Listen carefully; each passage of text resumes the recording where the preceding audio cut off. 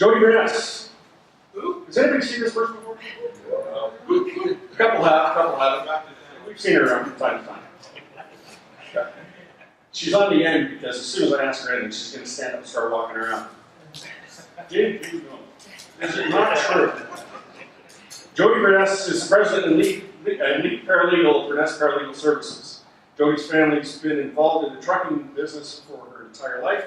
Combining her knowledge of the trucking industry with her passion for the legal system, Jodi's established a reputation with Ontario's foremost legal authorities on commercial motor vehicle charges. Having worked on both sides of the courtroom during her 20-year career as both a trial paralegal and as a prosecutor for Lambton and Chatham counties, Jodi has established a reputation as one of the most thorough, dedicated, and well-respected paralegals in the province, and I can vouch for that.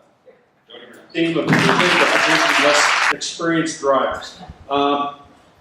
You have a lot of clients out there, you see a lot of people, so what sort of advice do you have to employers from a due diligence perspective? Is there a need for additional qualifying training, other types of record keeping? What advice could you give to us? All right, so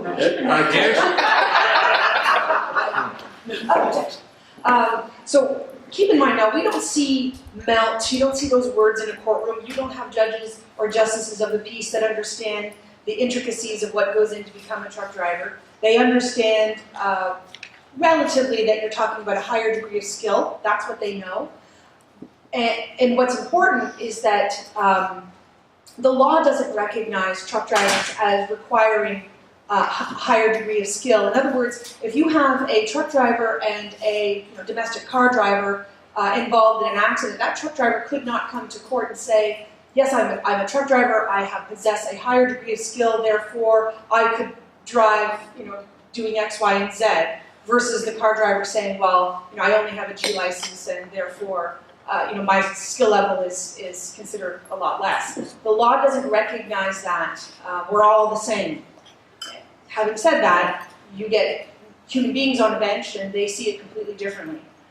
From an operator's perspective, I unfortunately hear far too often, I would say if I had to pick 10 companies, one of them would use the following phrase with me when I ask, what did you do to train this driver, if we're dealing with an operator charge? And they will say to me, what do I need to do? This is an AZ driver. This is somebody who came to me with X number of years experience.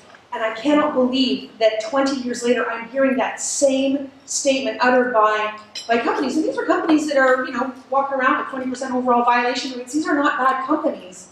And it's alarming. And so is MELT going to change that? I don't know. But my fear, however, is that MELT will only aggravate that idea. Because the court says that if you're going to exercise due diligence, it means that you have to be able to demonstrate on a balance of probabilities, 51% more likely than not, that you did all that was reasonable to avoid that offense.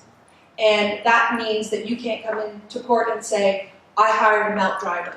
That means absolutely nothing. We want to hear mentoring, we want to hear documentation, we want to hear follow-up, checks, balances, policies, procedures. Those are, there's literally, when I start preparing for a trial, I will send out a checklist that is something in the range of 35 items long, and those are different areas of what is required of an operator when we're dealing with a driver-specific charge. So, what's MELT going to do? In my view, not a whole lot when we're talking about what happens in a courtroom.